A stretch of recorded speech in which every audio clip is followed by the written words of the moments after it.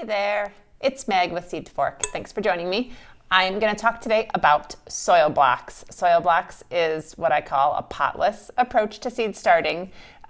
This is our third year using them in our garden. We transitioned to them when we got this larger garden and we're ready to invest in a new piece of garden equipment. It is a little bit of an investment to buy the actual tool to make soil blocks, as well as buying the trays that you need.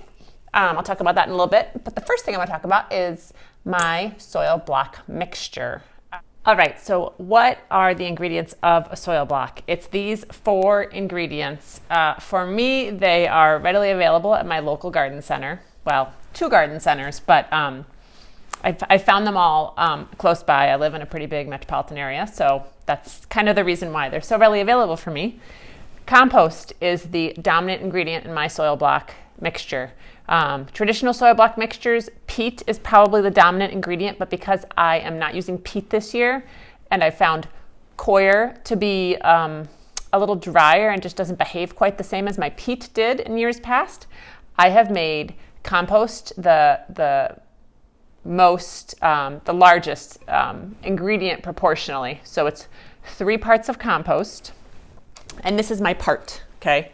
I use a part, this is a quart jar, any part works, just make sure that they are in equal proportions.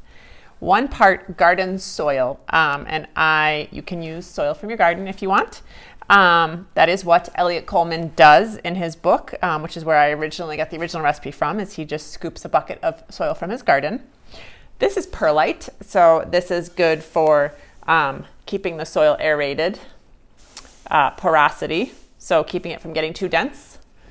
And this is coconut coir, and I use this instead of peat.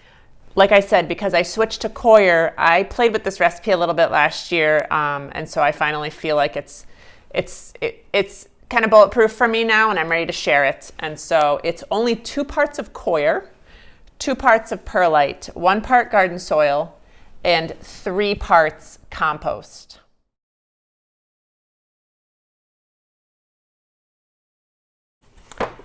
So I want to show you the materials we use for our soil blocks, because it's a little bit different than just your regular plug trays. This is called a soil block propagation tray, and you can see I've woven some rope into it, some clothesline. I think this might actually be nylon.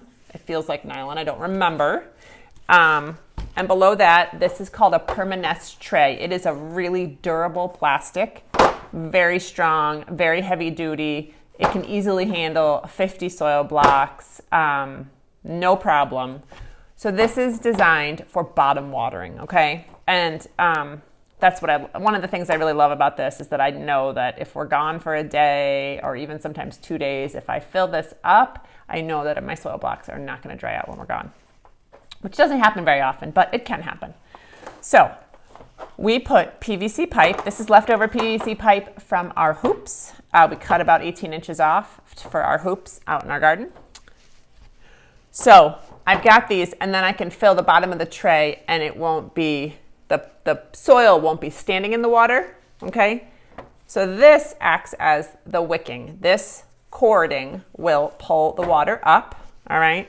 And then on top of that, I always lay this down and I dampen this before I make my soil blocks. So this is a capillary mat. We first learned about these through like the Jiffy trays.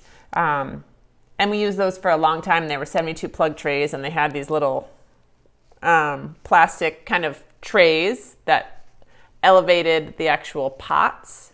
And then it had a piece of fabric that dipped down into the water and wicked the water up and bottom watered those, and we just love that design, and so that's why we're continuing that. We've had really good luck with bottom watering with our seedlings. So the other thing I always put on top is a germination dome. All right, really, really important, and as you can see, this is from the Home Depot many years ago, still using them. So I dampen this, and then I make my soil blocks, and I'm going to show you just how I do that.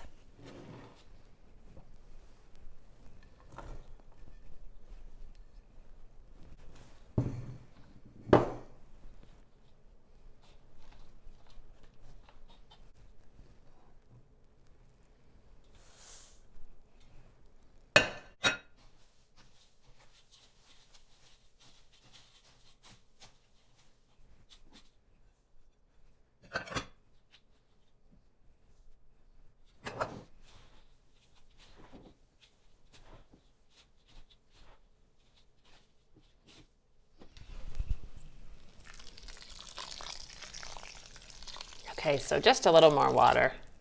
Like I said, if it is too dry, they'll crumble. And that's one of the most frustrating things I've found when I was learning how to do this, is when you touch them and they fall apart, they're way too dry.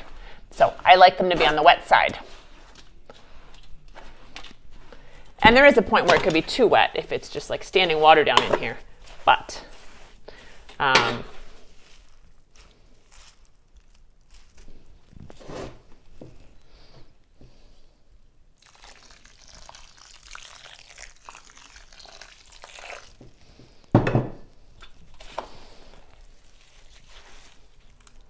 now that's about how much water I like in these.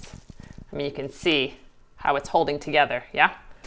Really nicely. Even I dropped it, still has it's got some strength there inherent in it. And that's what I'm looking for. So this feels to be about the right structure. I mean, the right moisture to get the structure I'm looking for.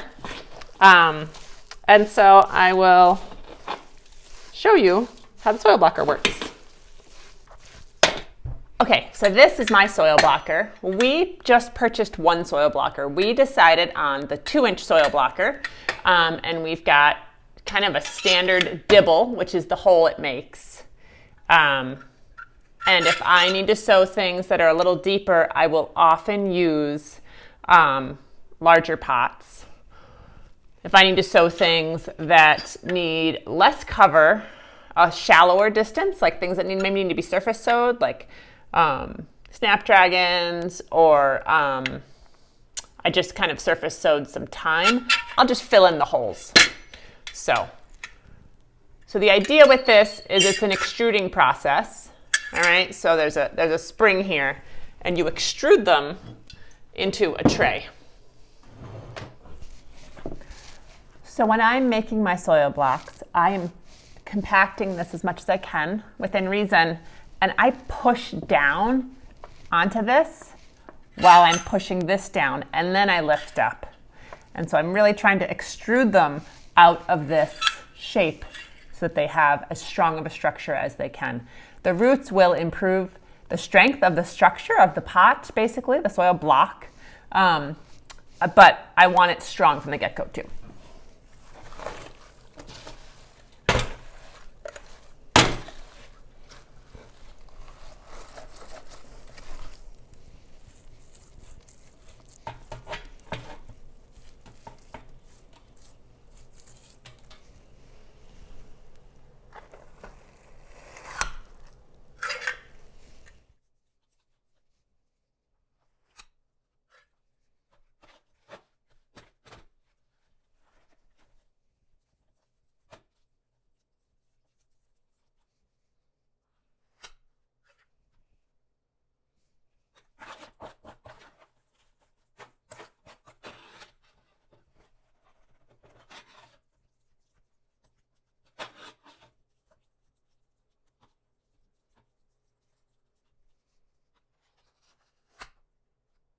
So at this point, I'm getting down to the bottom of my soil block mixture. So I am actually filling it myself. I try to not, I always have leftover soil block mixture, so I always mix up more than I need, and I fully hydrate it, and then I let it sit in down with all of our seed starting stuff. And when I need to make more soil blocks, I just re-moisten it. So,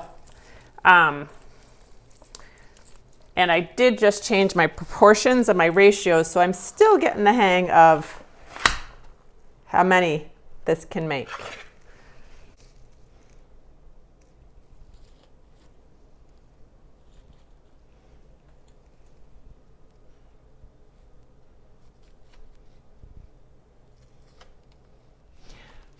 Well, thank you so much for watching. I hope you learned something new here today, and if you were considering soil blocks, this has helped kind of give you a little extra incentive or confidence that you need to give it a try. I can't say enough about how much we're just really happy with them for all of our seed starting needs here.